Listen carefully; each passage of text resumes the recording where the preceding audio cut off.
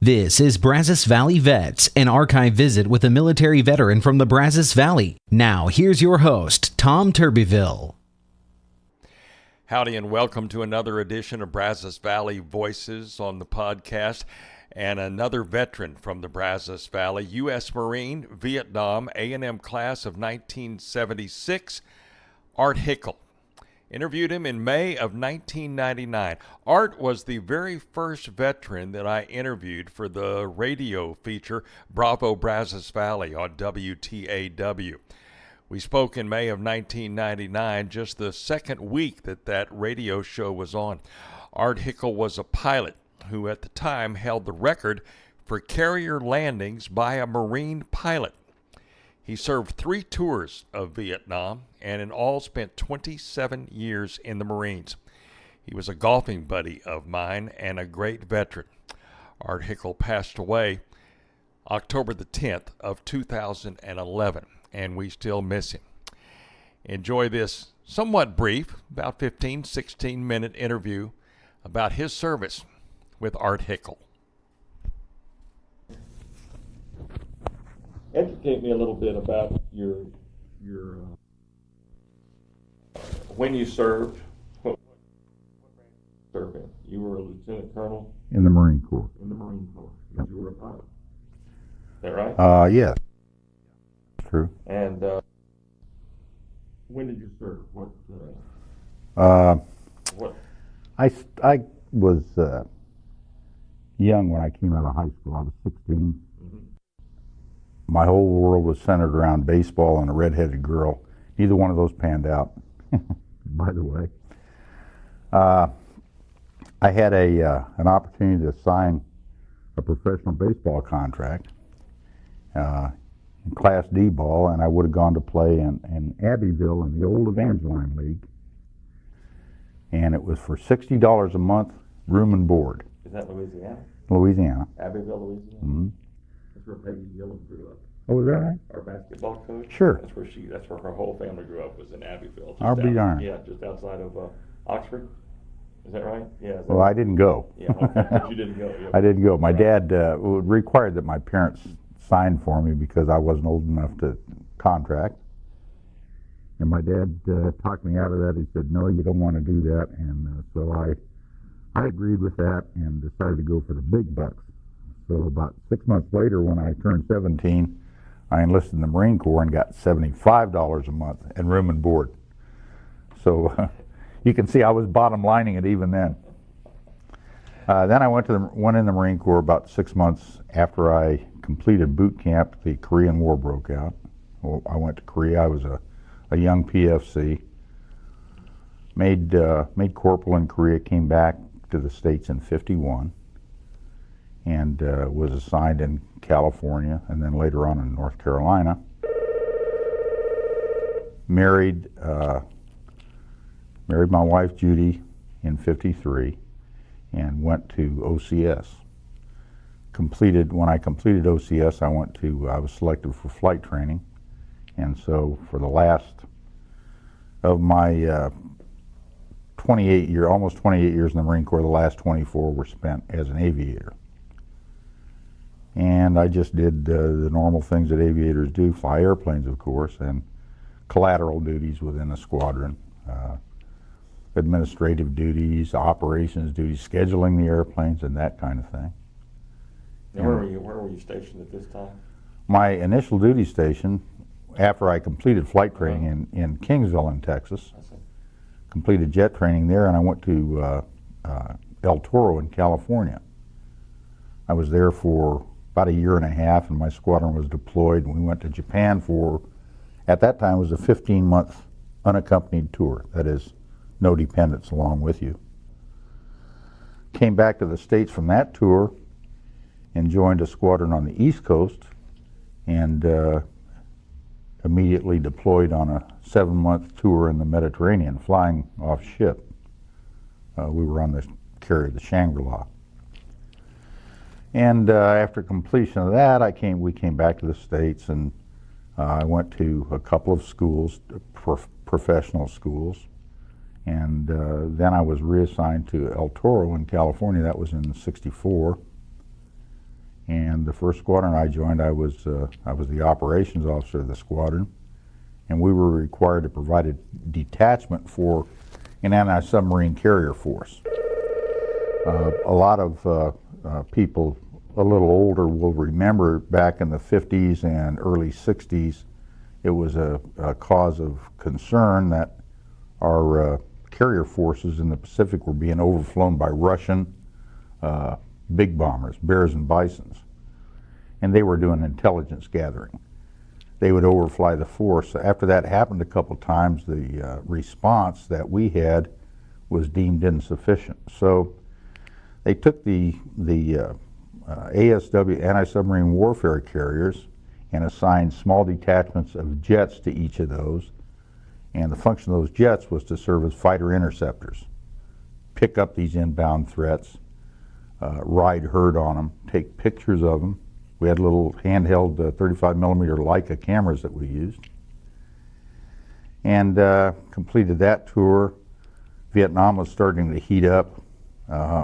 Within a year after return to the States, my squadron was deployed back out to Vietnam, and I spent a tour, a ground tour, that is a not flying off carrier, ground-based tour in Vietnam from 65 to 66.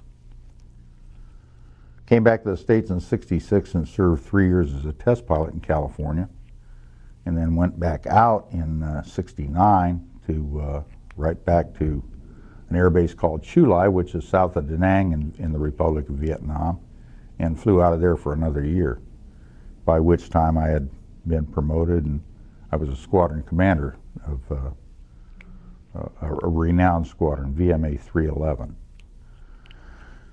Came back to the States and served at Headquarters Marine Corps in Washington for a couple of years, and then I was reassigned to Auburn University to complete a college degree. I had gone off and on to school nights and whenever I could, and the Marine Corps sent me to Auburn, and I completed my undergraduate degree there in aviation management. When I was ready to graduate and I was up for reassignment, they asked me to come to Texas A&M. And A&M had just created a new NROTC unit. Officer. Now, my what year would this be? That would have been in '74. Okay. I thought maybe I was going to someplace like Lubbock or Midland or Odessa, but when I came here for a visit, I was pleasantly surprised. I loved the area, loved the school. Subsequently accepted the assignment, came here and spent 3 years in the Trigon at A&M as the associate professor of naval science. And then I retired in '77 from the Marine Corps. Opened business the very next day as AR photography, and we've been doing that ever since. My wife and I opened it, and she and I worked side by side for 20-some years now. We have a daughter now, Jennifer, who's our #1 photographer and has been for 3 or 4 years, and we run it as a family operation. I'll be darned. So how many, you did 2 tours of Vietnam? Was I counting right? Three tours in Vietnam. One stationed aboard ship, and the other 2 on land, as land-based. Yeah.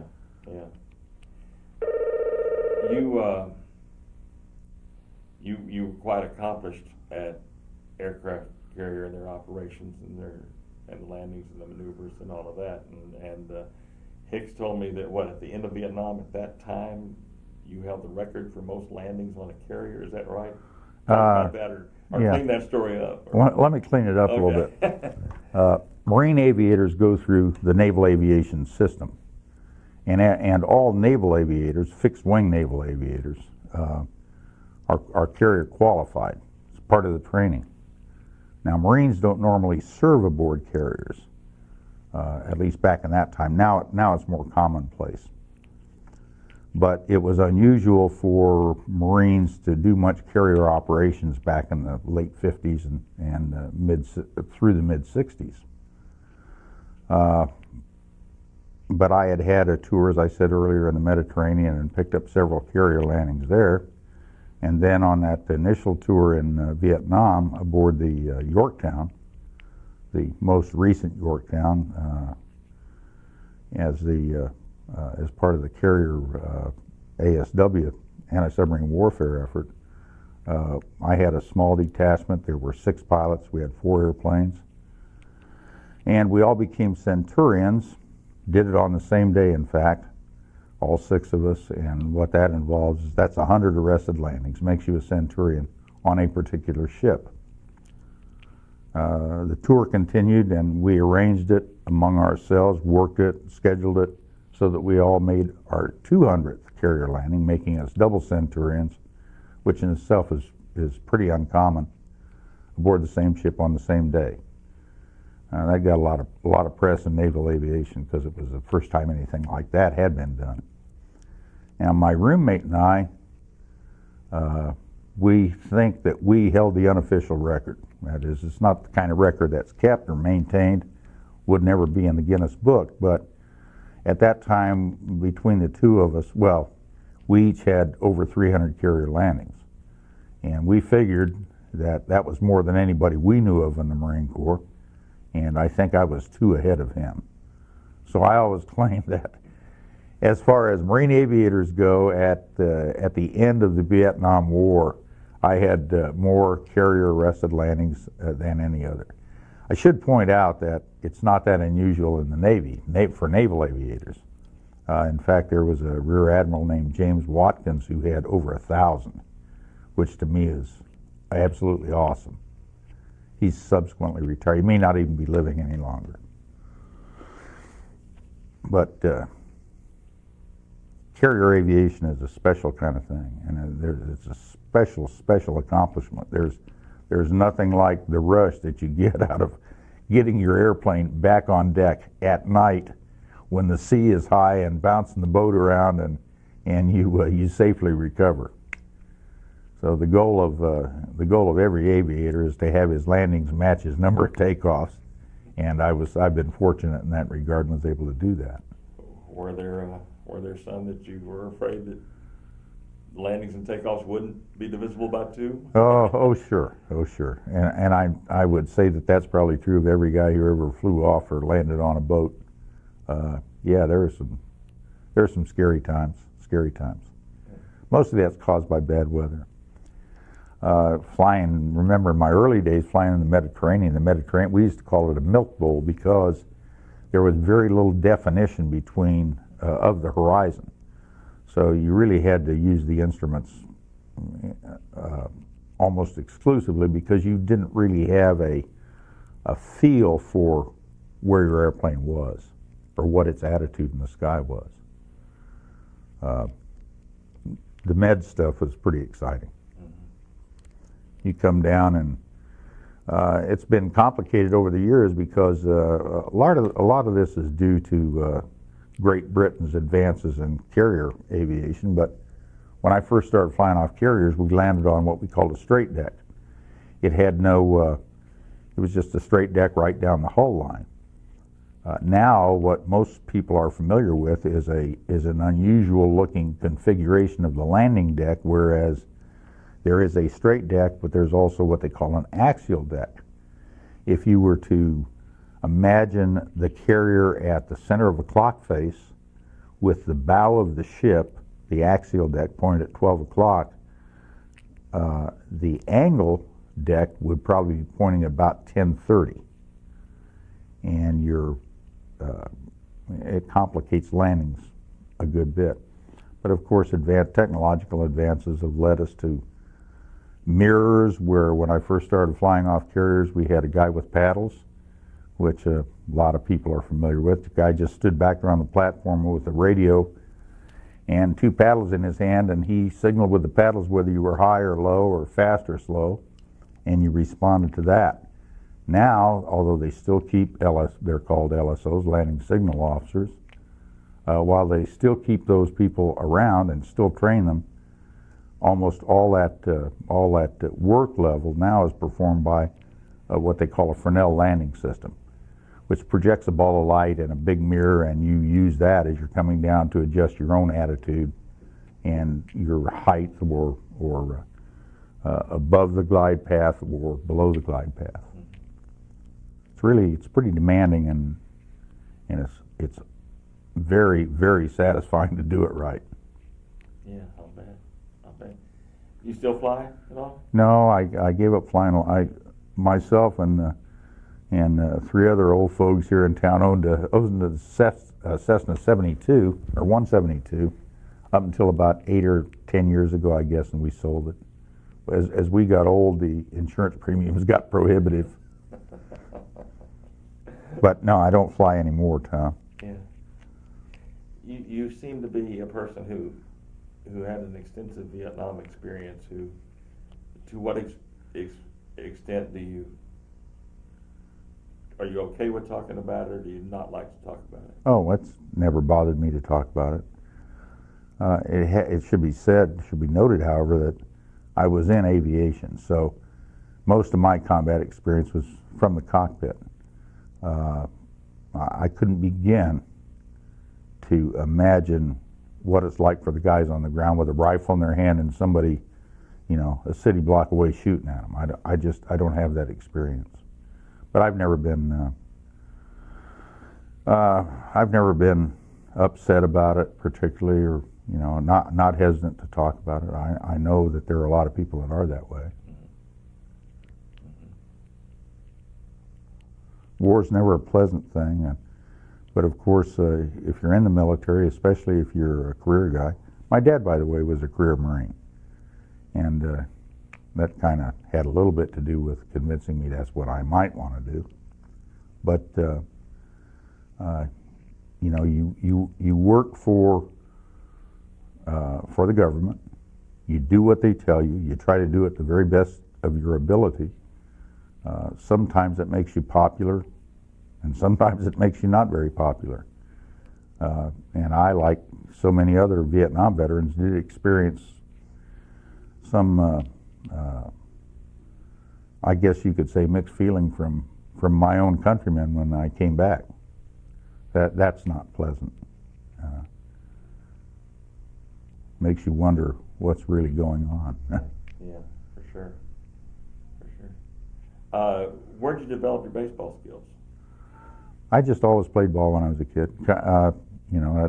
That's what you did. When I was a kid, what position did I play? I was an infielder, and I caught some too. You hit a bat?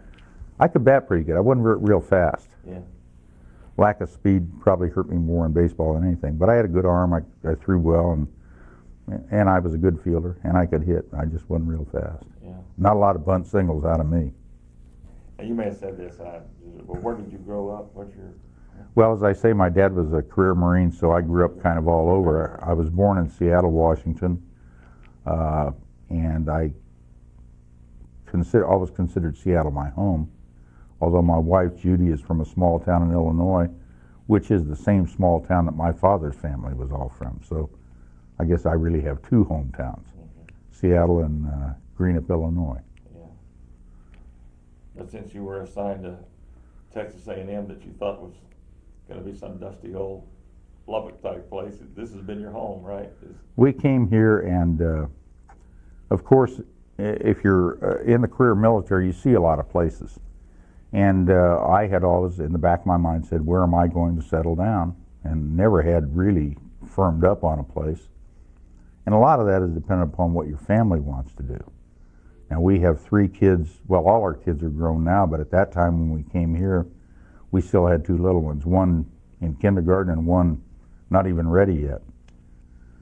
But everybody in the family, when I came over here and I brought them over here, everybody fell in love with it. I think it's a perfect place. Now, some days on the golf course in August, it's awful hot. But we love it here. We consider this our home. That's great. That's all. Thank you to the late Art Hickle for his service and his friendship. I'm Tom Turbiville. Now keep listening to hear about the Brazos Valley Veterans Memorial.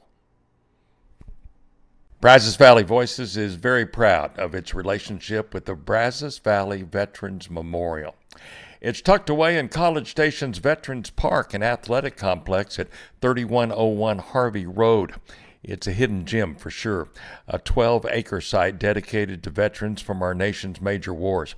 The Brazos Valley Veterans Memorial includes life-size statues, a wall of honor, interpretive panels, and memorial sites. It was chartered in 2000 as a nonprofit corporation. The Brazos Valley Veterans Memorial is supported by generous community residents, organizations, and partners, including Brazos County and the municipalities of Bryan and College Station.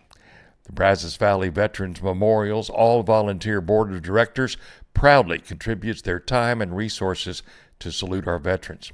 Their mission is to proactively pay tribute to veterans through an educational venue where future generations can learn that freedom comes with a heavy price. Former President George H.W. Bush helped dedicate the Brazos Valley Veterans Memorial on November the 10th, 2002. Bush said at the time, "The Brazos Valley community can stand proud. The names that mark the memorial showcase the sons and daughters who gave dedicated service to our nation so that future generations can share the freedoms we enjoy. Their task was great, their sacrifice even greater, but their legacy stands firm, and their memories burn bright." Bush later said the Brazos Valley Veterans Memorial is a similar quality to those at the famed mall in Washington, D.C. Within the Lewis L. Adam Memorial Plaza sits the 250-ton red granite Wall of Honor, which serves as the memorial's focal point.